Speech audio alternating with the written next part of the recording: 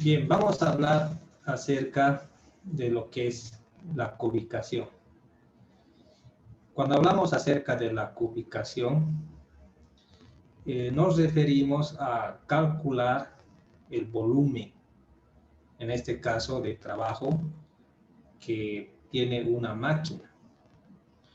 Es necesario que nosotros podamos estimar la cantidad de trabajo que va a realizar una máquina, porque conociendo la capacidad de trabajo, podríamos utilizar una máquina, dos máquinas o las que hagan falta para realizar un cierto trabajo a fin de terminar en un tiempo específico.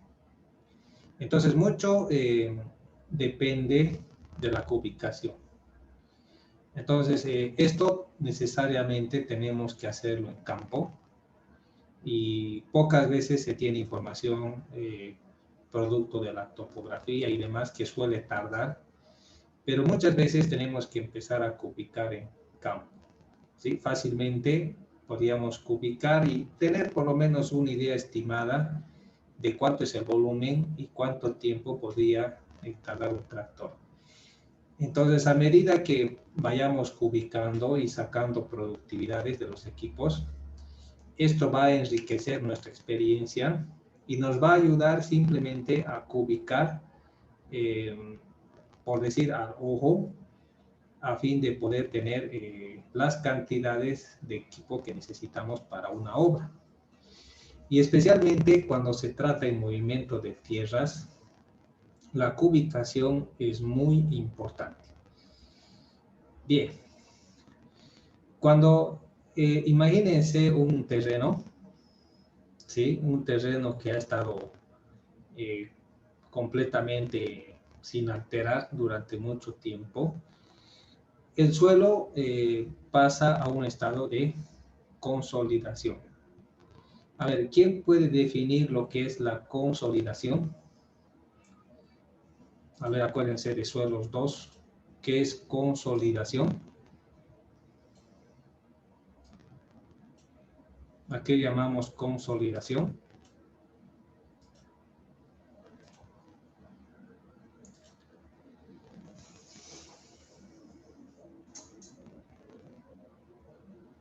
A ver, ¿qué es consolidación?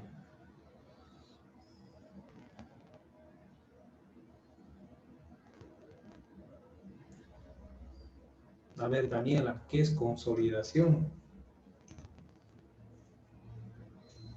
¿Qué significa eso?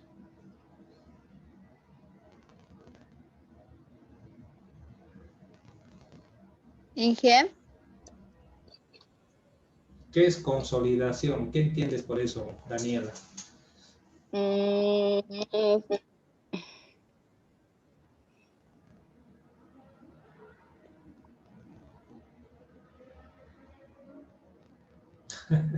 Me traba. Reducción de volumen de suelos finos de los cohesivos, Inge.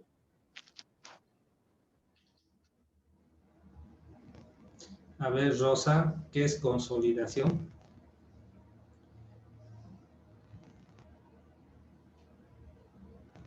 Puede ser el asentamiento del terreno cuando a través del tiempo puede ser que en el terreno haya tenido una fuerza o no, donde los espacios vacíos se reducen y el agua se libera debido a que el agua se va liberando. Muy bien, correcto, esa es la idea de consolidación. O sea que con el paso del tiempo, el suelo se va, o las partículas que tiene el suelo se van reacomodando y los espacios vacíos se hacen más reducidos. Entonces, por eso, cuando alguien alguna vez ha cavado, me imagino que alguno de ustedes en algún momento ha utilizado una picota o una pala y se ha puesto a cavar, ¿no? Entonces, imagínense cuando están cavando un suelo para arreglar una tubería que está averiada o para instalar algo, entonces el terreno es duro, ¿sí? Es duro. Entonces, una vez que cavan, arreglan el desperfecto en la tubería y lo entierran. Al día siguiente vuelve a filtrar porque se ha hecho un mal trabajo de reparación en la tubería y vuelven a cavar para arreglar, pero esta vez ya no es duro, sino es suave. Entonces, aquí queremos entender tres estados que tiene el suelo. Primero, tiene un estado consolidado, que es cuando de forma natural, a lo largo del tiempo, sin necesidad de que haya una presencia de temperatura o de presión y demás, el suelo empieza a reacomodarse. ¿Sí? Empieza a reacomodarse y empieza más o menos como a compactarse, pero no se está compactando, sino que empieza a consolidarse, empieza a bajarse un poquito, empieza a relocalizarse y se hace más contundente. Entonces, a eso se lo llama cuando el suelo está en estado en banco. Voy a repetir, estado en banco cuando el suelo por medios naturales a través del tiempo se ha consolidado. Estado en banco. Pero cuando yo lo remuevo y lo saco, entonces es en estado suelto. ¿Ya? Ahora fíjense este experimento. Entonces yo cavo, por cavar hago un hueco, el suelo está allí afuera, y exactamente lo vuelvo a tapar con la misma tierra, las mismas piedras y todo eso. Ahora, yo les pregunto una cosa. ¿Será que voy a conseguir de que nuevamente esté al mismo nivel? ¿O qué es lo que va a pasar con el suelo? A ver, Vladimir, ¿qué va a pasar?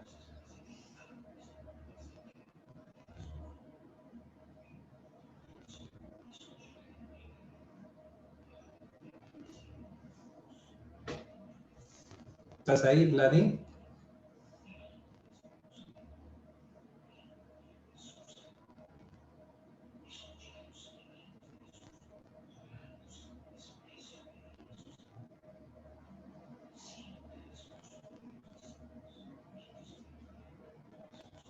A ver, Johnny, ¿qué es lo que va a pasar? Si lo vuelvo a tapar con el mismo suelo, ¿qué va a pasar?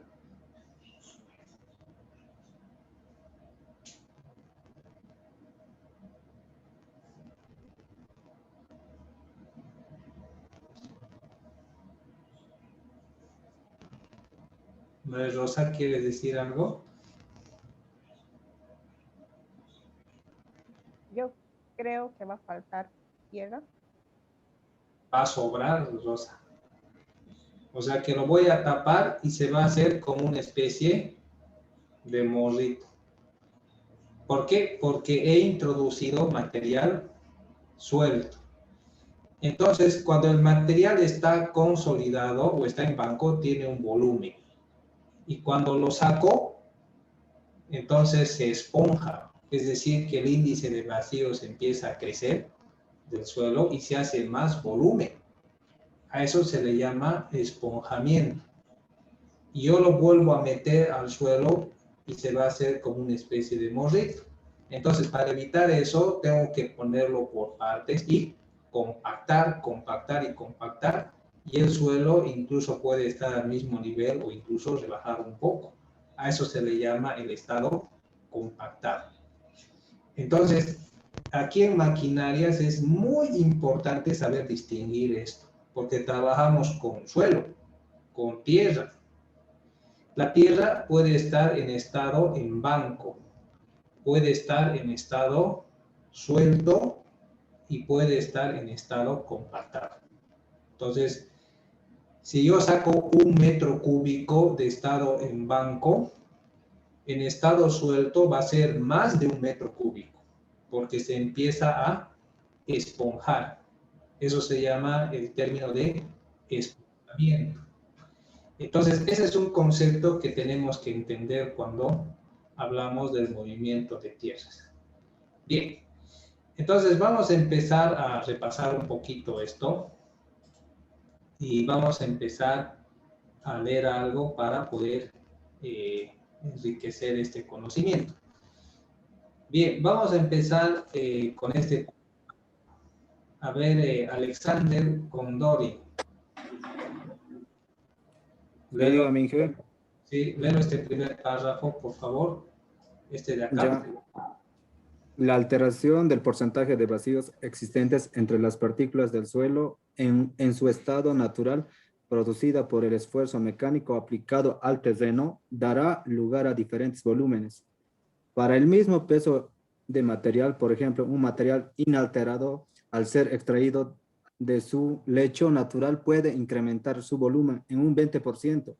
Si a este mismo material aplica un esfuerzo de compactación, este volumen puede disminuir en un 30% o más con respecto al volumen suelto y en un 10% o más con el respecto del volumen original que tenía en su lecho. Eso. Entonces, cuando excavo o saco material, cuando el suelo está en un estado consolidado, puede incrementar el volumen hasta en un 20%. Eso es importante porque si con una gallina yo saco 10 metros cúbicos de material que los puedo medir en terreno, no significa que voy a tener 10 metros cúbicos de tierra. ¿Cuánto voy a tener entonces? Si saco 10 metros cúbicos con la gallina midiendo, ¿cuánto voy a tener en volumen suelto? A ver, calculen. 12. 12 metros cúbicos. O sea que ha crecido el volumen. Y si eso llevo y para una conformación y lo compacto, ¿cuánto en realidad va a ser el material? Miren, estoy llevando 12 metros cúbicos en volqueta. ¿Y cuánto va a ser ese material en terraplén? ¿Cuántos metros cúbicos?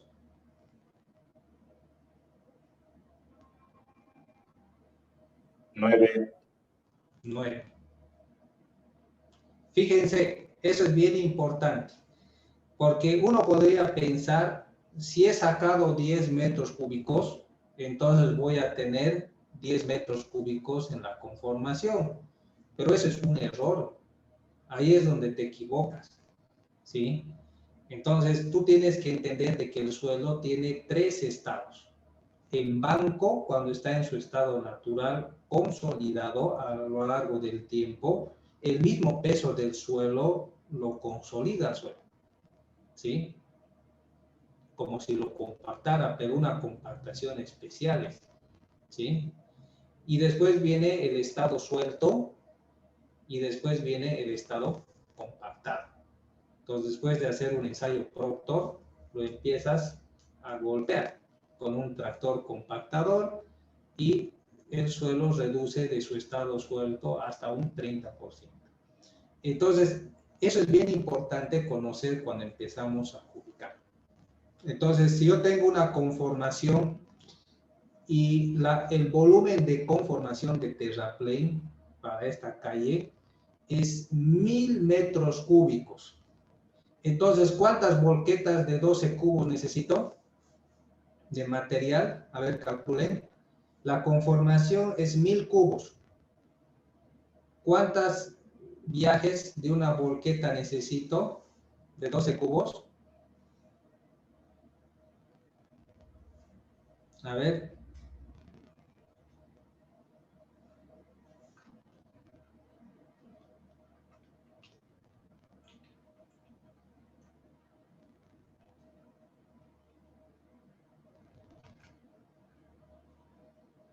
$34 volquetes sería, ¿no? 1000 cubos.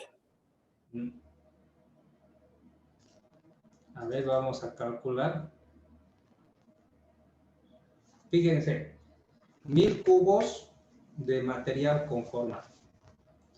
Ahora, ese material es el material compactado, 1000 cubos.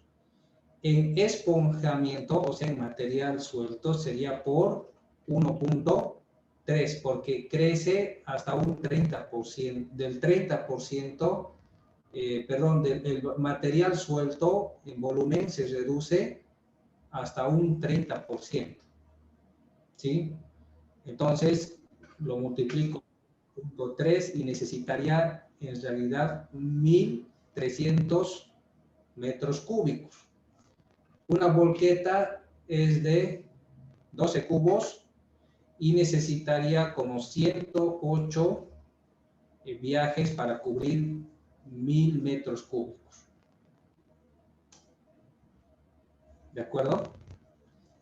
Entonces, si es que yo no sé, diría, son 1.000 metros cúbicos, la volqueta tiene 12 cubos, serían simplemente 83. Y yo hago el contrato para que me traigan 84 volquetas. Y en mi mente va a decir, va a sobrar material. Pero eso no es cierto, ¿no? Porque en realidad es 1.000 por 1.3 y recién entre 12 sería 108 viajes. Entonces tendría que pedir 109 viajes. O sea, ¿qué diferencia hubiera? Hay una diferencia de 25 volquetas, ¿no? Entonces no es poco esa diferencia. ¿Cuánto en dinero sería 25 volquetas? 25 volquetas por 12 cubos y el cubo está a 15 bolivianos de material conformado. Son como 4.500 bolivianos, que me estoy equivocando, ¿no? Entonces, noten de que este asunto del cubicaje es importante. Y yo necesito aprender a distinguir los diferentes estados en el que se encuentra el suelo, ¿sí? Entonces, eso es importante para poder ubicar. Bien, aquí está el resumen. ¿Qué es volumen en banco? A ver, Cristian, Belén, volumen en banco. Tal como se encuentra en la naturaleza, Miguel. Tal como se encuentra en la naturaleza. Eso no tienen que olvidarse. Bien, este otro, ¿qué es el volumen suelto?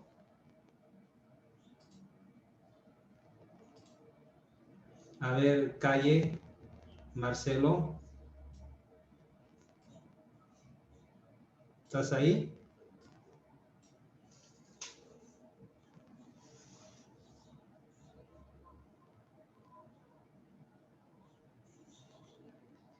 Aquí estamos empezando mal, muchachos. A ver, claro, cejas. Volumen suelto. Es el medido después que el suelo ha sido excavado manualmente, utilizado equipo mecanizado.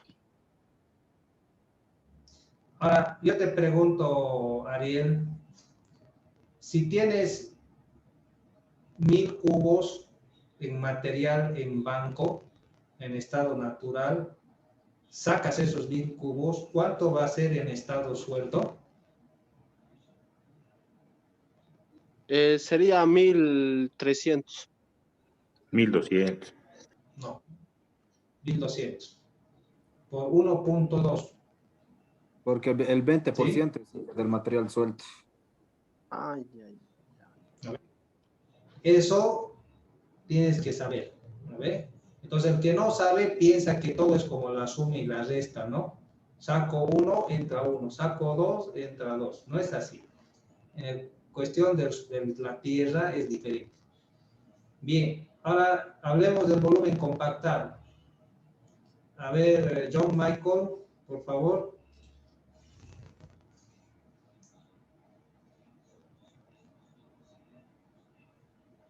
El volumen compactado, que se mide después que el material ha sido compactado mediante la aplicación de un esfuerzo mecánico. Eso. Si yo necesito 1.000 cubos de material compactado, entonces, ¿cuánto de material necesito en realidad? Material suelto, porque voy a comprar suelto, ¿no? Me van a vender suelto. Entonces, ¿cuánto necesito?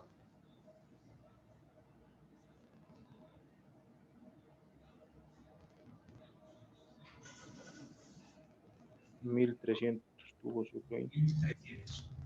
O 1.300. 1.200 suelto y 1.300 compactado. Entonces yo tengo que pensar directamente en comprar 1.300 cubos, no 1.000 cubos. ¿De acuerdo?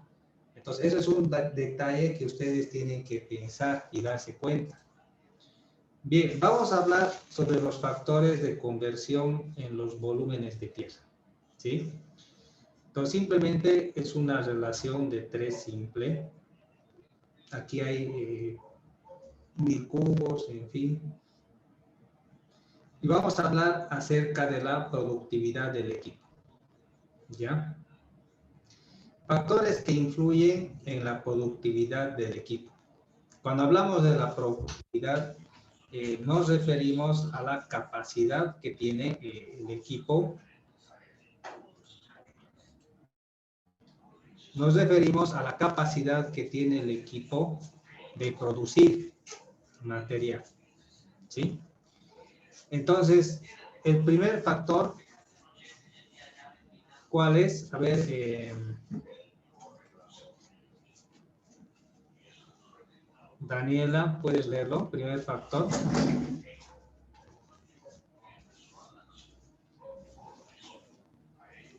Es la evaluación del tiempo efectivo de trabajo durante cada hora transcurrida. Vale decir que la cantidad de minutos trabajados por cada hora cronometrada.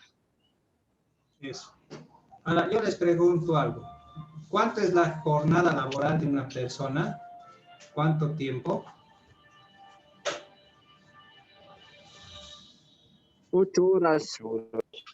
Ya, ahora, 8, ¿será que las 8 horas completas uno se encuentra activo y trabajando? no,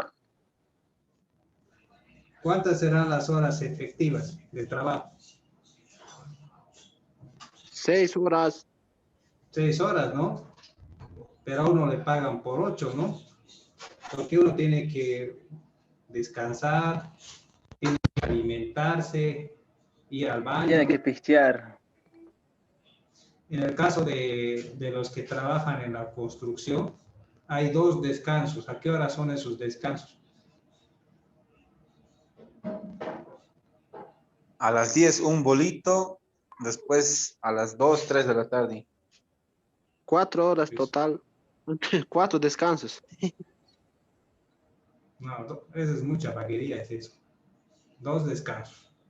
Eso ya es un reglamento entre el contratista y el albañil, ¿no? Que se respeta. A las 10, un descanso de unos 15 minutos y a las 3 otro pequeño descanso, ¿no? Entonces eso hace de que el trabajo sea eficiente. Entonces lo mismo con el tractor. El tractor no puede estar trabajando las 8 horas seguidas sin parar. Necesita tiempo para cargar combustible, el operador necesita ir a almorzar, a veces hay que esperar y demás cosas. Entonces hay un factor de eficiencia de tiempo. Ese factor de eficiencia de tiempo es el factor T. Cuando hablamos de utópico, nos referimos que trabaja 60 minutos por hora. O sea, eso es irreal, es imposible. Entonces, por lo general, se toma un valor de 0,83 en el mejor de los casos, cuando digo que trabaja por lo menos 50 minutos de los 60. O 0,67 que trabaja 40 minutos de los 60, que me parece más real. ¿Sí? Entonces, esto es regular, o sea que es promedio. 0,67, 40 minutos por hora. Bueno es cuando trabaja 50, pero eso es poco probable. Entonces, lo más probable es que trabaje simplemente 40 minutos por hora, que representa un factor T de 0,67. Jóvenes, esta es la primera tabla que ustedes tienen que tener en su formulario. Entonces, lo que ustedes pueden hacer, les voy a enseñar. Agarran esta herramienta, Snapshot, y lo capturan. ¿sí? Lo capturan, después agarran el Paint o el Word o lo que ustedes quieran y lo copian. Y de esa forma van copiando todas las tablas y esto va a ser un formulario. Ya no he tenido tiempo, bueno, estaba trabajando en un formulario, pero ya se me fue el tiempo y no pude terminar. Pero esto les va a ser muy útil en el examen, ¿sí? Así que yo les recomiendo que empiecen a generar su propio formulario. Bien, continuemos. Entonces, vamos a ver el otro factor, que es el factor operación. A ver, David Pérez, ¿puedes leerlo? Factor operación. Representa la habilidad, experiencia y responsabilidad del operador en nuestro medio de sin un valor 0 igual a 1 para aquellos con amplia experiencia y probada capacidad y de 0 igual a 0.8 para operadores promedio. Bien, entonces se refiere a la capacidad de operación que tiene una persona. Uno puede saber cómo funciona un auto. Uno sabe que esto es el volante, esto es el freno, acelerador, esta es la caja de cambio. Pero otra cosa es si uno sabe manejar. Hay gente que solo sabe manejar en un barrio, pero no es lo mismo manejar que en una carretera. O cuando uno se mete a una trancadera como en la cancha, entonces uno también tiene que saber manejar y tener experiencia al manejar. Saber dónde meterse y dónde no meterse. ¿No es cierto? Para el caso de algunos que manejan. Entonces, cuando uno maneja un tractor, no simplemente es mover el volante, ¿no? Hacer que retroceda o avance, sino que uno tiene que saber trabajar con el tractor. Entonces, una cosa es manejar el tractor, que lo hace cualquier persona. Manejar un tractor es fácil, pero otra cosa es saber operar o trabajar con el tractor, ¿sí? Entonces, mucho depende de la experiencia que tiene el operador. Hay operadores que son muy buenos, se idean cómo hacer el trabajo y lo hacen rápido. Hay otros que son promedios, que saben trabajar, pero quizás no son tan prácticos. Y hay los que son los chambones, ¿no? Que están aprendiendo a manejar y solamente gastan diésel, ¿no? Y arruinan la máquina. Entonces, el promedio generalmente es de 0,8, ¿sí?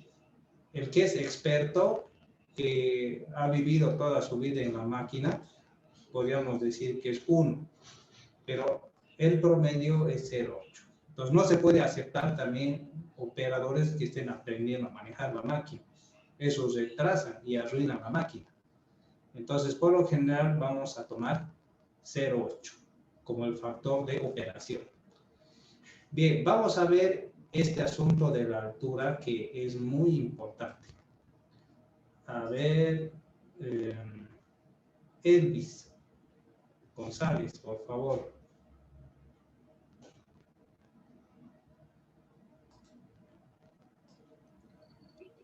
De toda la altura, ¿no, Inge? Sí. Altura. La altura del terreno sobre el nivel del mar tiene una influencia importante en la potencia de los motores. Cuando una máquina estándar funciona a grandes altitudes, la potencia disminuye debido a la disminución de la densidad del aire. Esta pérdida de potencia produce la correspondiente disminución de tracción en la base de tiro o en las ruedas propulsoras de la máquina. Hasta los 1000 metros es posible conseguir que los motores desarrollen el 100% de su potencia. A partir de esta altitud se representa un porcentaje de pérdida de potencia equivalente al 1% por cada 1000 metros de altura. Cada 100 metros. ¿Sí? Entonces, así como los jugadores de fútbol no juegan lo mismo en la altura, también los motores no rinden lo mismo en la altura. Por ejemplo, el agua a nivel del mar hierve a 100 grados, pero a 2.700 metros sobre el nivel del mar, ¿a qué temperatura hierve el agua? Más o menos.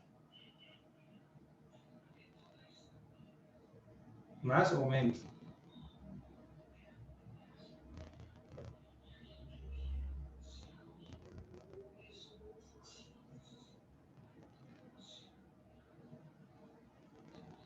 A menos, jóvenes, por la presión atmosférica, ¿sí?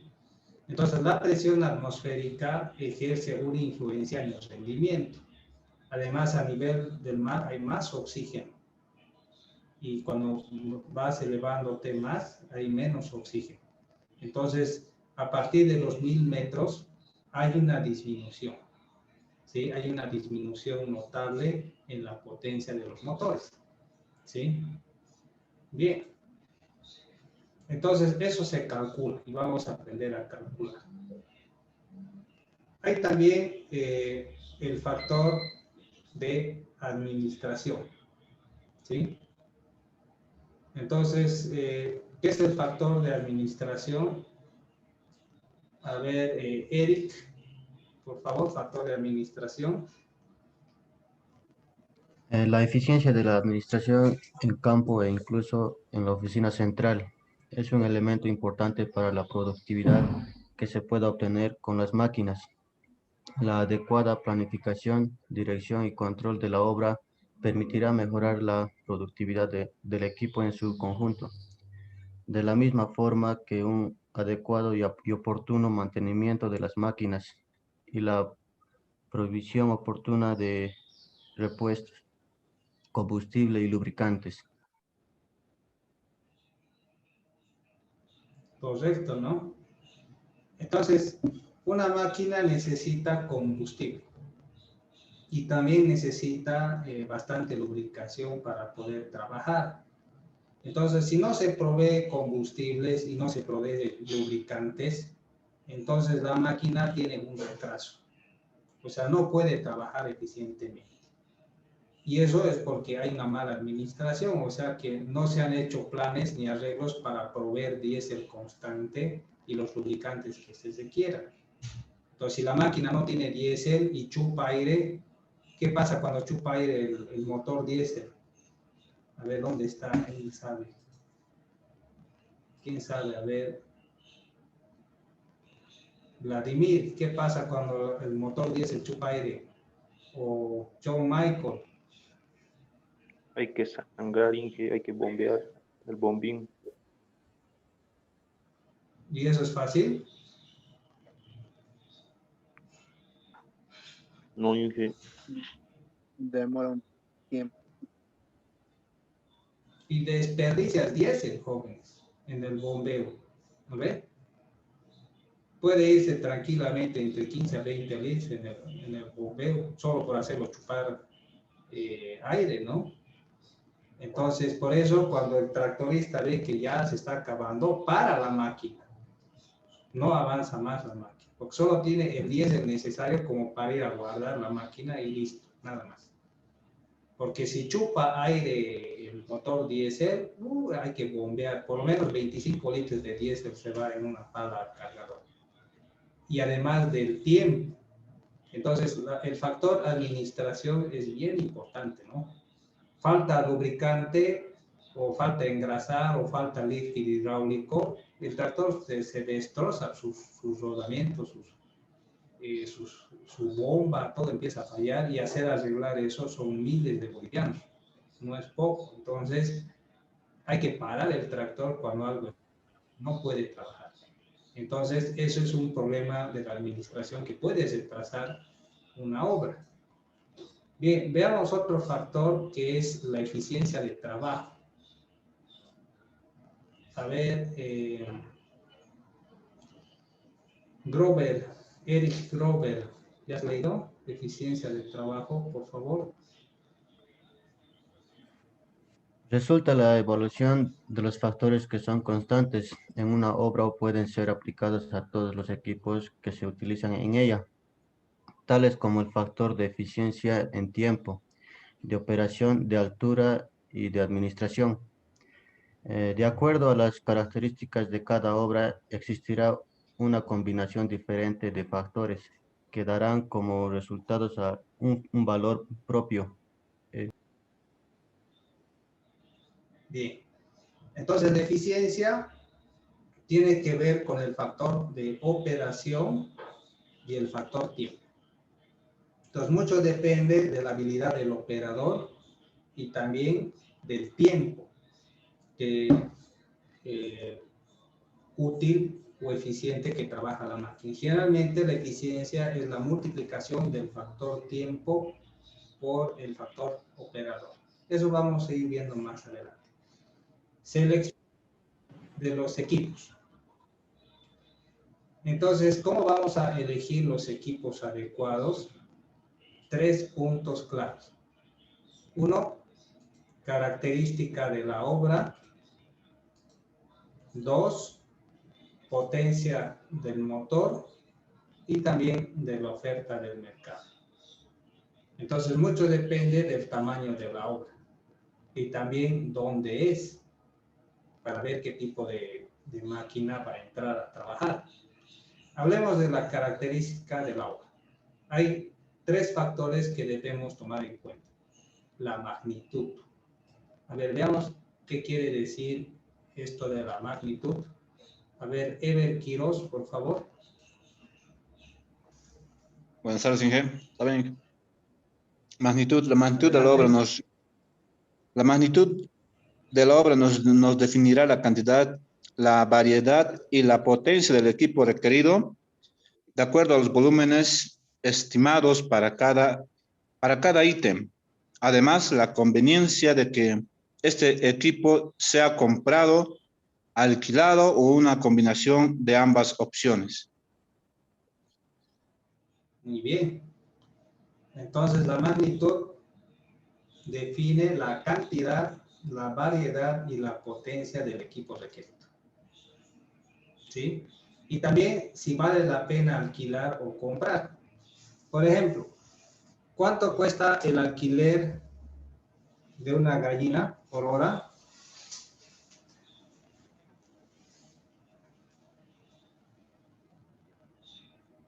Unos 200 pesos, 210, ingeniero, más o menos.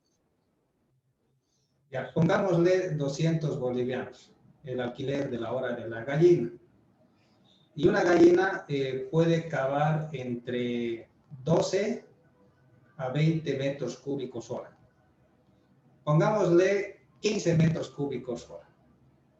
¿Ya? Suponte que tengo 500 metros cúbicos.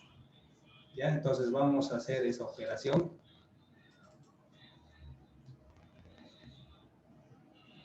$500 metros cúbicos. ¿Ya? Entonces, la gallina puede cavar 15 metros cúbicos hora. ¿Ya?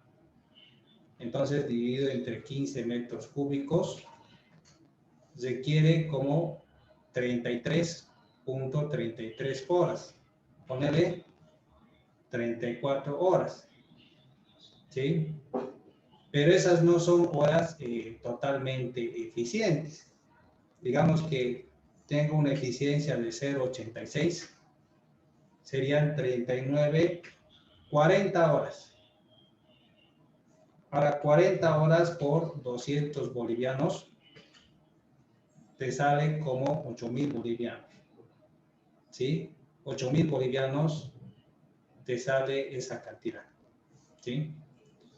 Entonces, se hace bastante dinero, ¿no es cierto? 500 metros cúbicos.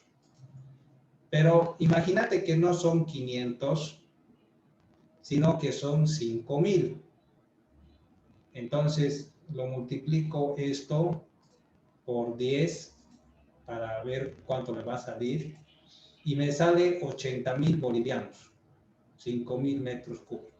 O sea, puedo usar 1, 2, 3, 4 gallinas, pero igual me va a costar eso, 80.000 bolivianos. ¿Cuánto cuesta una gallina? Más o menos.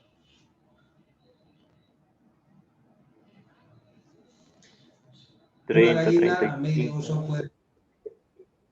puedes comprar más o menos así, ¿no? A partir de $20,000 puedes comprar una gallina. Entonces, si es que esto lo dividimos en dólares, 6.96 en todos los casos, mira, me sale casi $11,000. O sea, la mitad de una gallina. Entonces, ¿qué es lo que me conviene? ¿Alquilar? Comprar nomás ya, Inge, si es mitad. Si compras ese precio, Inge, más va a estar para la máquina, porque puede ser que esté mal, digamos. Puedes gastar más. Al final, el costo de operación de la gallina va a ser muy reducido porque es mía la gallina. ¿Sí? Yo le voy a cobrar a la alcaldía 200 bolivianos la hora, pero voy a gastar menos y voy a tener una cantidad de gastos de operación. ¿Sí? Entonces, por eso conviene que veamos si nos conviene alquilar o comprar y al mismo tiempo alquilar, como hacen los chinos, ¿no? Entonces, para eso depende de la magnitud de la obra. ¿Sí? Bien, hablemos acerca de la ubicación. A ver, Rosa, ¿puedes leerlo? Ubicación, por favor. Rosa Isabel.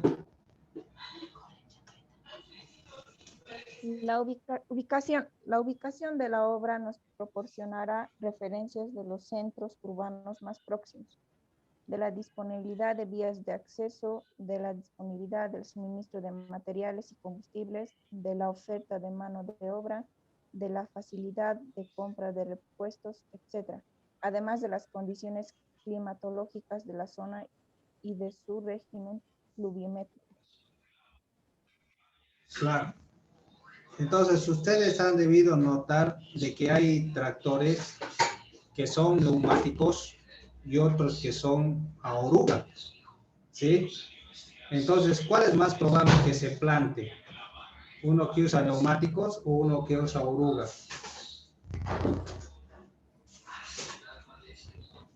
El que usa neumático.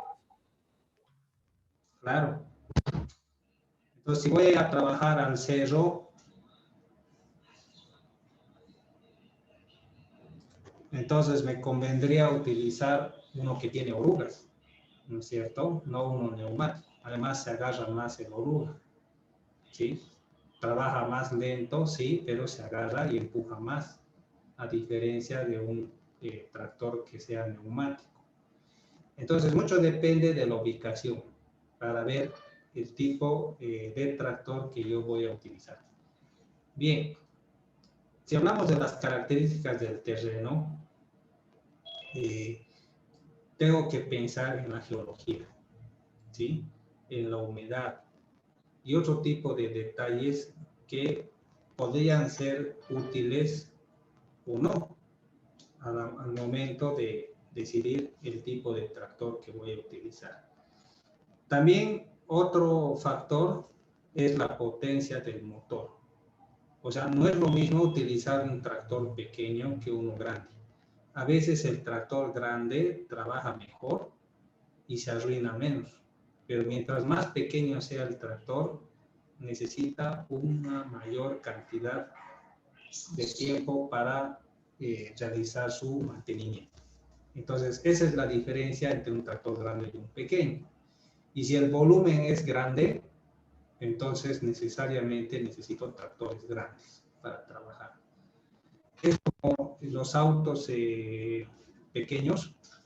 Si uno, por ejemplo, va a viajar al trópico desde la ciudad de Cochabamba seguido, entonces no necesita un taxicito nomás, sino que necesita un auto con un motor apropiado como para que pueda aguantar los viajes.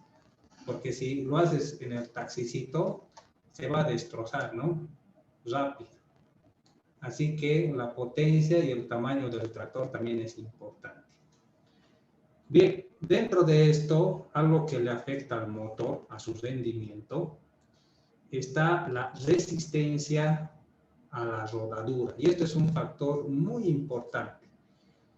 A ver, Alex Bryan, ponga, Por favor, resistencia a la rodadura.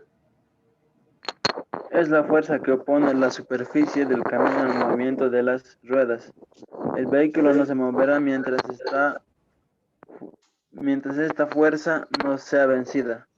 Los factores que producen la resistencia al rodado son el peso que actúa sobre las ruedas, la fricción interna, la flexión de los neumáticos y la penetración de los neumáticos en el terreno. Esta resistencia es medida en kilogramos de la fuerza de tracción. Bien. Entonces, ¿a qué nos referimos con la resistencia a la rodadura?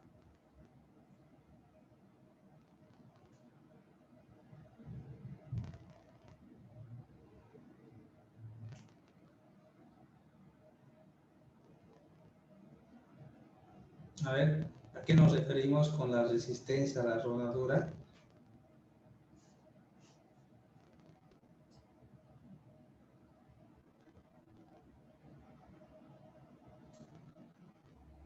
Es la, ¿cómo se dice? La rodadura contra el terreno sería, ¿no? Mientras más pesado sea y avance más lento, entonces la rodadura pierde resistencia. Como dice acá, jóvenes, es una fuerza que se opone la superficie del camino al movimiento. O sea que depende también del tipo de camino. Por ejemplo, ¿alguna vez han manejado bicicleta sobre la arena o la grava?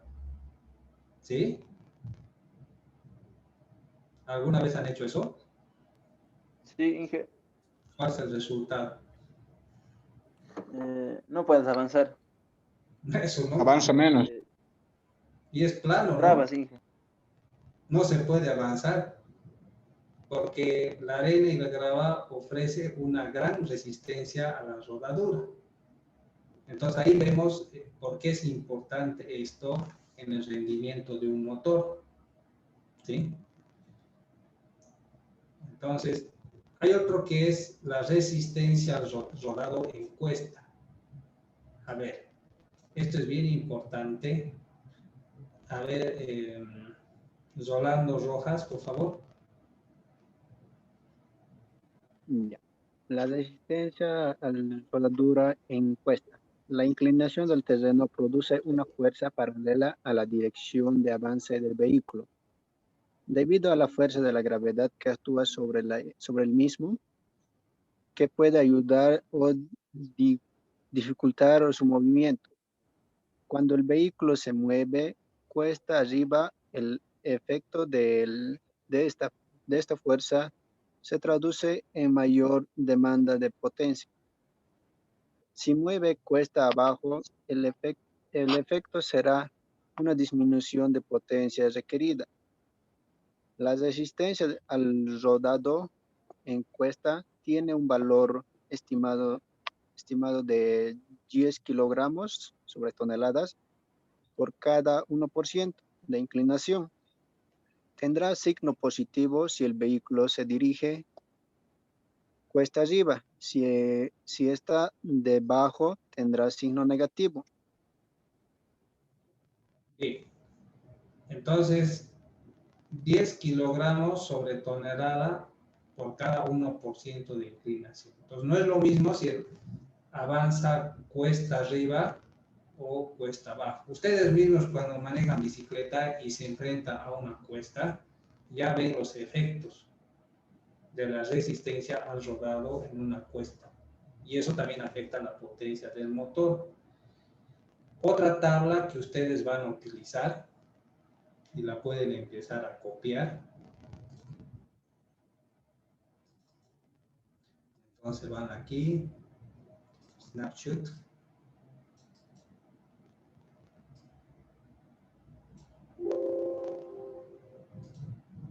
Y ponen otra tablita. ¿Sí? Y así de esa forma van armando su formulario. El factor KR se refiere a la resistencia a la rodadura.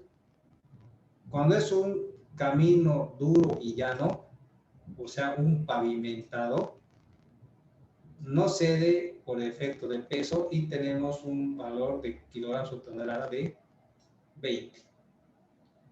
Cuando hay ondulaciones, aunque ligeras, entonces sube a 32.5.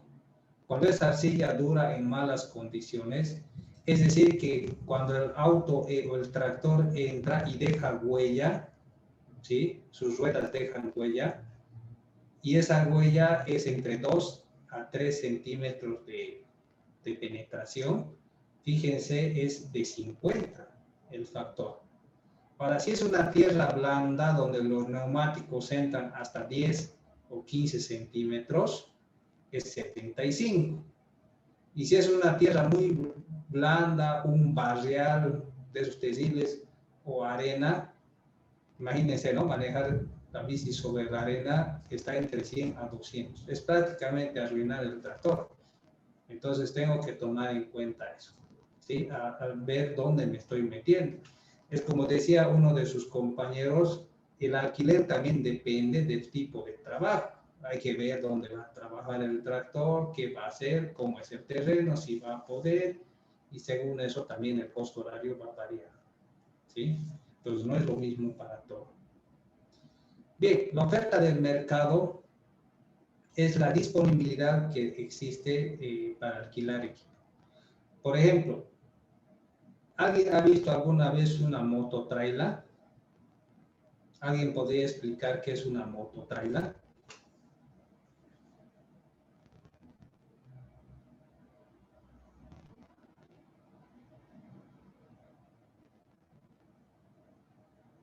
A ver. ¿Quién ha visto alguna vez una mototraila? ¿Qué es ese tractor al final?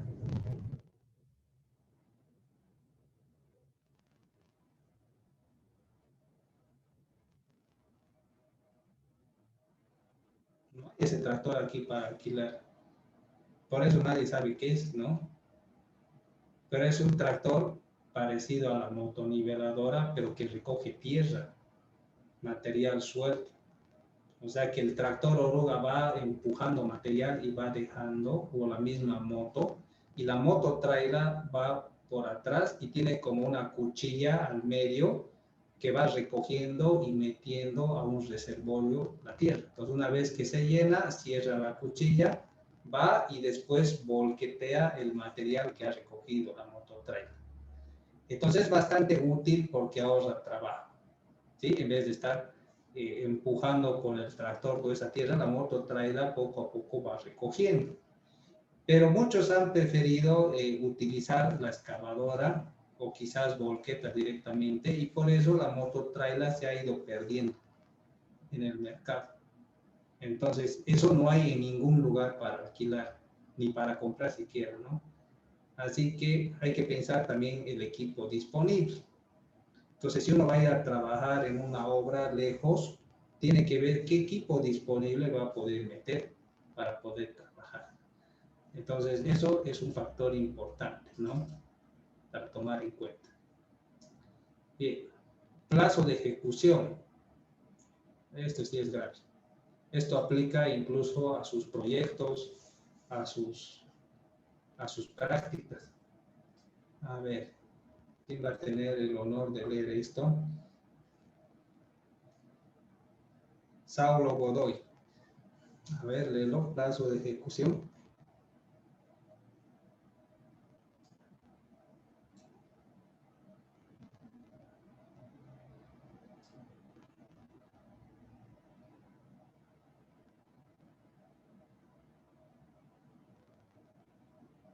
¿Estás ahí, Saulo?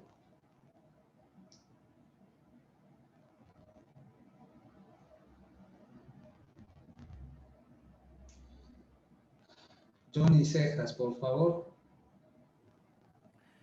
En todos los proyectos de construcción, el tiempo es un factor fundamental. El no concluir una obra en el plazo estipulado puede ocasionar el fracaso del plan de trabajo y pérdidas económicas por una mayor erogación de recursos y por la aplicación de multas establecidas en el contrato. para casos de incumplimiento. Bien. Entonces, cuando te pasas el plazo, ¿qué es lo que pasa? Tienes pérdidas. ¿Cuánto es la multa? Según el contrato, ¿cuánto es la multa?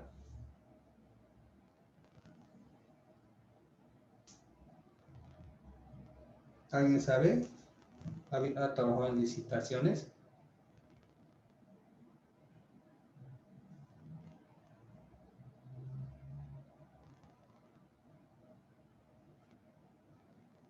Es 1 por 1000. Ahora, imagínate que la obra cueste 150.000 bolivianos. ¿Cuánto es el 1 por 1000 de 150.000 bolivianos?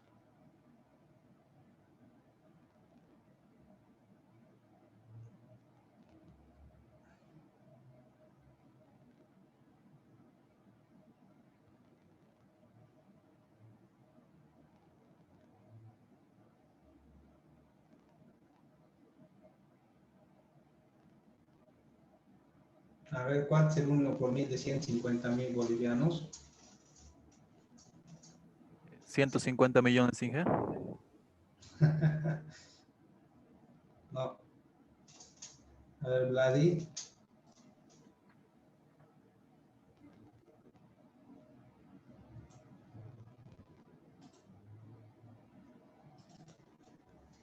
A ver, Chango, espera. 150.000 bolivianos. El 1 por 1000 sería dividido entre 1000. Sería 150 bolivianos que te cobran el día de retraso. O sea, por día pierdes 150 bolivianos. No es que te van a cobrar, ¿no? Sino que te descuentan de lo que tienen que pagarte, te van descontando. Y según la ley dice que te pueden descontar hasta el 20%. ¿Sí? Entonces el 20% de 150.000 es 30.000 bolivianos. Y si lo dividimos entre 150, son como 200 días te puedes retrasar. ¿Sí? Te pueden descontar hasta 30.000 bolivianos. Y si aún así no has terminado, te rescinden el contrato y pagas daños y perjuicios. No simplemente te quitan la obra, sino pagas. Entonces es importante eso, ¿no? Entonces en una obra ocasiona daños económicos. Ahora, en su calidad de estudiantes, el incumplimiento de entrega de trabajos en el plazo establecido también les ocasiona un daño numérico en sus calificaciones, ¿sí? Así que ustedes ya saben que no es nomás incumplir. Bien. Plan de ataque o ejecución de la obra. Esto es bien importante porque se refiere a cómo organizo y cómo voy a ejecutar una obra. Y también las temporadas más propicias para ejecutar diferentes ítems. Por ejemplo, hablemos de una alcantarilla. Todos los días está lloviendo. ¿Sería buena idea empezar con la obra de un alcantarillado?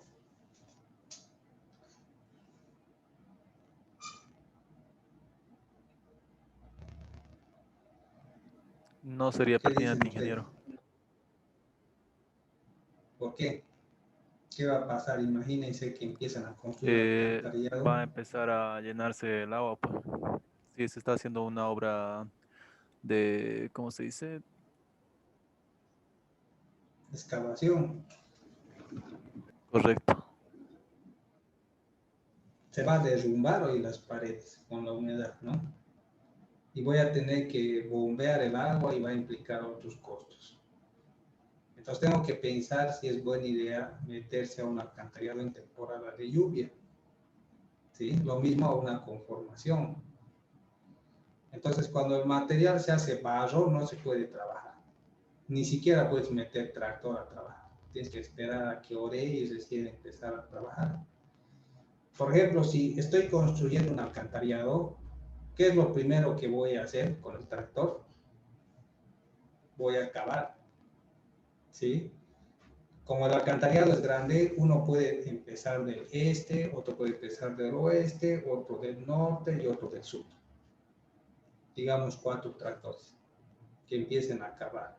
Entonces, ni bien están cavando, puede entrar un grupo de personas que nivelen lo que el tractor ha cavado y por detrás entra un grupo de personas que coloquen la tubería. Entonces, eso quiere decir que si el tractor cava hoy, en la mañana, a la tarde ya estarían instalando la tubería y mañana o pasado a más tardar estarían empezando a tapar con otro equipo. Y ahí se utiliza otra máquina que es un compactador o un saltarín, ¿no? Un compactador manual. Entonces yo pienso y puedo empezar a organizar la obra. Voy a ver cómo voy a encarar el proyecto. Y para eso algunos tractores van a entrar en juego. Por ejemplo, si estoy haciendo una conformación, ¿qué tipo de tractores necesito para una conformación de terraplén, de una plataforma? A ver, por lo menos necesito 3 tractores o 4 equipos pesados. ¿Cuáles?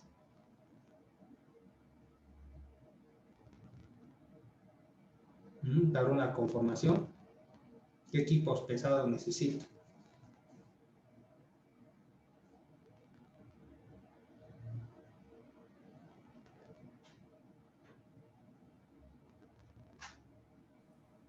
En este caso sería las volquetas y después la máquina compactadora, después sería la pala cargadora y sería la oruga, sí, que vaya acabando, ¿no? Sería volqueta, compactadora, motoniveladora. ¿Conocen, no? La Sí, sí. motoniveladora. Sí, sí, que sí. Y para compactar necesito obedecer el camión aguatero. Sí, sí, que sí. Porque la no me sirve para nada, ¿no? Sí, sí. Entonces, esos jóvenes tienen que darse cuenta. Si hay un trabajo, entonces ya tienen que imaginarse el tipo de maquinaria. Y si hay corte, entonces puedes pensar en un tractor oruga o una excavadora o una motoniveladora, dependiendo del volumen. Si es mucho volumen, puedes pensar en tractores oruga y también en excavadoras. Pero si es un volumen pequeño, entonces basta una gallina o si no una moto grande. Tranquilamente empiezan a cortar ellos, ¿no? Entonces, mucho depende también del tamaño de la obra. Entonces, a eso me refiero cuando hablo del plan de ataque y de ejecución de la obra. Entonces, ahí ya tengo que empezar a pensar y planificar cuánto equipo necesito para cumplir dentro del plazo. Y no solamente el plazo, también tengo que pensar cuánto me va a costar el alquiler de ese equipo. Tal vez va a ser tan caro que al final solo voy a trabajar por deporte y no voy a ganar nada. Entonces también tengo que equilibrar la cantidad también con lo que me va a costar el equipo. Bien, entonces esto va a ser parte de su proyecto. Otra parte de su proyecto también va a ser el cronograma de utilización de equipo. Entonces, cuando hablamos de este cronograma, definimos la participación cronológica de cada máquina. Porque, fíjense, la compactadora no empieza a trabajar desde el principio. ¿Sí? Entonces, una vez que la motorizadora ya ha conformado la plataforma, recién entra en juego la compactadora. Una vez que la volqueta ha traído la piedra que se va a utilizar para empedrar, después de que se ha terminado, se ha chuceado con arena y demás, recién entra en juego la compactadora, o sea, casi al final. Entonces no voy a alquilar una compactadora a principios de la obra para después pagar horas stand-by en vano. Cuando digo horas stand-by se refiere a horas que está la máquina detenida. pero el dueño de la máquina te cobra esas horas detenidas porque dice, bueno, si la máquina no está trabajando es tu problema, pero yo estoy perdiendo, así que tienes que pagar, ¿no? Las horas stand-by, ¿no? Que es un precio reducido del costo del alquiler. Entonces, el cronograma me ayuda a determinar en un diagrama de barras en qué momento una máquina empieza a trabajar. ¿Sí? Y eso es muy importante para nosotros, porque nos ayuda a estar dentro del plazo de ejecución. Y otra parte de su proyecto implica el costo de la obra. Entonces, dependiendo de la cantidad de máquina y la cantidad de horas que va a trabajar esa máquina, puedo tener un detalle de los precios. Y con esos precios unitarios puedo tener un presupuesto general. Ahora, dentro del costo de la obra hay costos fijos. ¿Sí? Hay costos directos y costos generales. Costos fijos, entra la depreciación del equipo. Esto vamos a aprender a hacerlo en planillas. El interés, porque a veces se sacan a crédito estos equipos, y también el pago de seguros, ¿no? El SOA y otro tipo de cosas que corresponden a las máquinas. ¿Sí? Los costos directos se refiere al combustible, lubricantes, filtros, hay que cambiar neumáticos cada cierto tiempo y incluso pagar al personal, ¿no? Al operador. O sea que para que la máquina trabaje necesitas invertir dinero. No es como manejar una bicicleta, ¿no? Que manejas cuando quieres y como quieres. Si quieres que la máquina funcione, tienes que invertir plata. Consume diésel, consume lubricantes, hay que cambiar filtros. Generalmente cuando se empieza un trabajo grande e importante, se cambian neumáticos a fin de que la máquina tenga la mayor eficiencia posible. Bien. Gastos generales se refieren a gastos administrativos. Dirección, supervisión, apoyo logístico, o sea, alguien que empieza a dar sugerencias de cómo empezar a trabajar, en fin. La utilidad es lo que uno gana. También tiene que pagar impuestos, en fin. Esta es otra tabla que es muy importante. La vamos a copiar.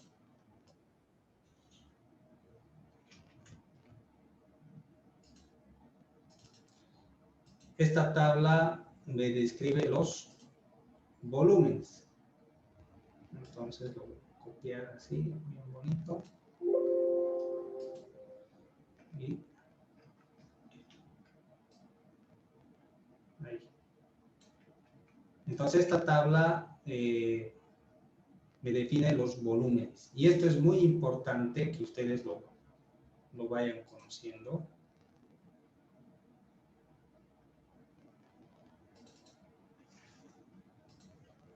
Fíjense, aquí muestra diferentes tipos de suelo. Arena, arena arcinosa, arcilla, cascajo, grava sólida, caliza, granito, rocas fragmentadas o roca dinamitada. Aquí está estado banco, suelto y compactado. Si quiero convertir de banco a suelto, lo multiplico la arena por 1.1. Y si quiero convertir de banco a compactado, lo multiplico por 0.95. De compactado a banco es el 5%. Y de compactado a suelto es un 17%. Obviamente compactado es 1. Generalmente tenemos arena arenosa. Fíjense, de banco a suelto es 1.25. Y de suelto a compactado es 0.72. Pero de banco a compactado solo es 0.90. Entonces, estos factores tenemos que dominarlos porque esto es muy importante para calcular la productividad. Y esto entra mucho en el examen. Así que vayan estudiando esta tablita que va a ser fundamental. A ver, si yo tengo grava, en banco se refiere en estado natural. ¿ya? En el río. Si voy a sacar en volqueta, ¿a qué estado va a pasar la grava? Si voy a trasladar en volqueta. Suelto, Inge. Entonces lo multiplico por 1.13. Y si ese suelto lo voy a compactar, ¿cuánto va a ser el factor?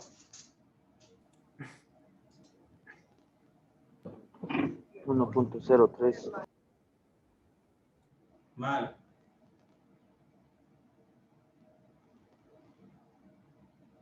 Si ese suelto lo voy a compactar, ¿cuánto va a ser?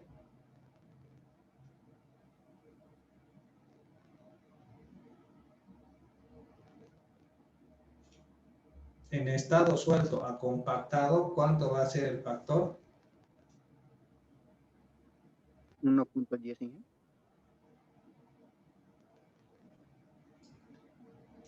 0.91. Suelto a compactado. 0.91. Ahora arcilla.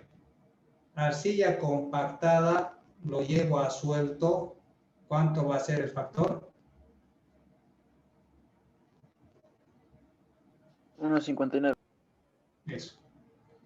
Ahora, si ese suelto lo compacto, ¿cuánto va a ser? 0.63. Eso. Esa tabla trabaja de esa forma. O sea que ustedes tienen que fijarse bien en qué estado está. Si estoy sacando material de préstamo de un lugar para llevar a una conformación, entonces fíjense, a mí me preguntan, conformado necesito 1000 cubos. ¿Ya? Entonces va a ser 1300 cubos en volquetas. Pero en banco, ¿cuánto va a ser? Van a ser como 1200. ¿Sí? Entonces yo tengo que empezar a jugar con estos factores que tengo acá y estos me van a ayudar a definir. Bien, jóvenes, vamos a sacar una evidencia, así que por favor vayan prendiendo las cámaras.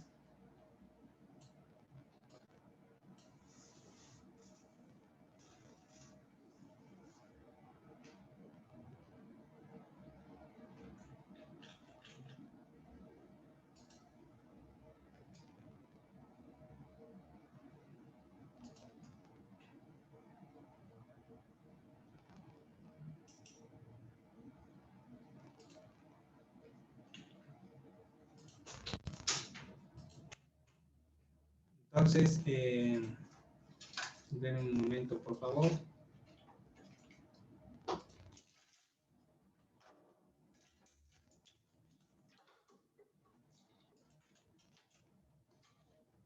Bien. Bien, jóvenes. Les voy a dar la práctica 1, ¿ya? Escuchen bien, la práctica número 1. Todavía no hay fecha definida de entrega, pero quiero que de una vez lo vayan haciendo. Y esto va a ser con tiempo que les estoy dando. La práctica 1 tiene que ver con encontrar un proyecto, ¿ya? ¿Ustedes conocen lo que es el SICOES? ¿Alguien conoce la página del SICOES?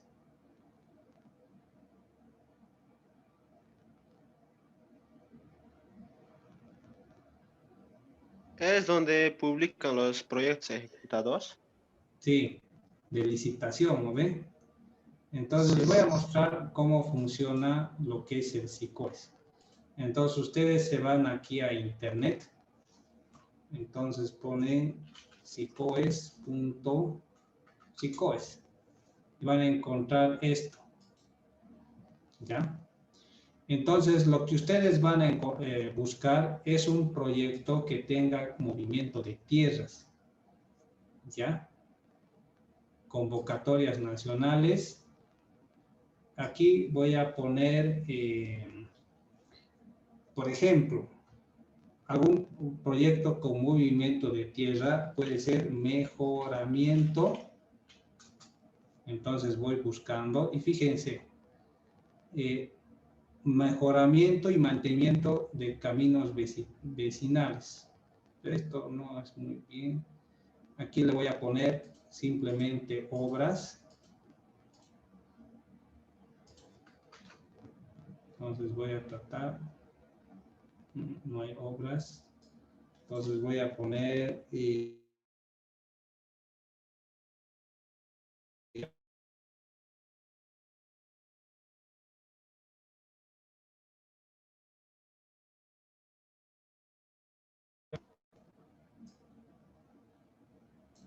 aquí, buscar.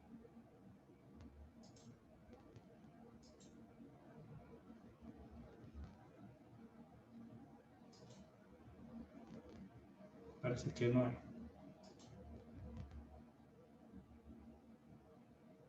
Aquí ha aparecido, fíjense. Mejoramiento caseta, módulo policial, pero yo necesito movimiento de tierra, ¿no ve?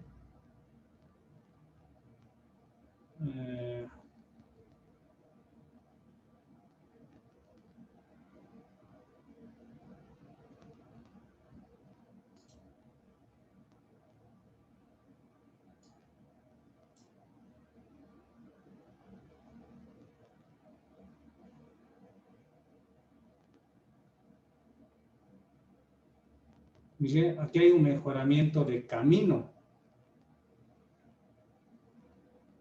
Entonces, podría ser, este por ejemplo, es un buen proyecto, parece. ¿Sí? Entonces,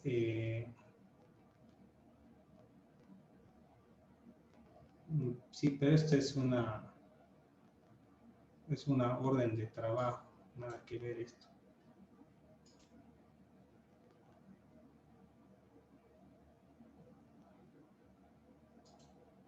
Vamos a revisar, a ver si hay más.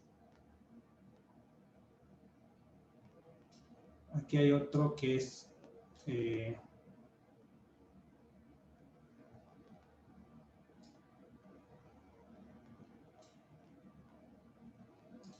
mejoramiento vial.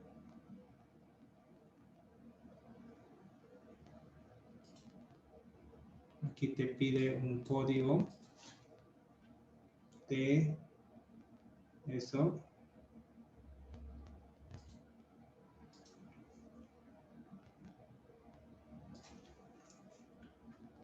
N,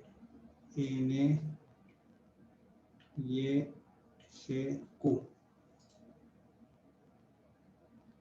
Entonces aquí aparece, vamos a abrir, aquí está. No, son macanas. Entonces van buscando un proyectito.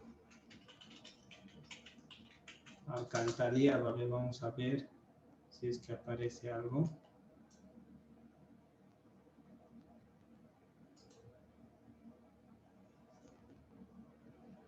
Aquí hay red de alcantarillado sanitario. Se van a documento base de contratación. Le ponen el código.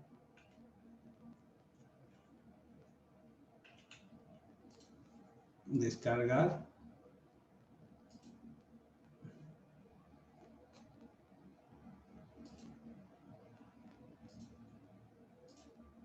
Ahí está. Y se fijan en esta parte donde están los volúmenes de trabajo. Este es de bioseguridad, sus cosas, sus especificaciones técnicas. Esta es la minuta de contrato. Por aquí debe estar los volúmenes.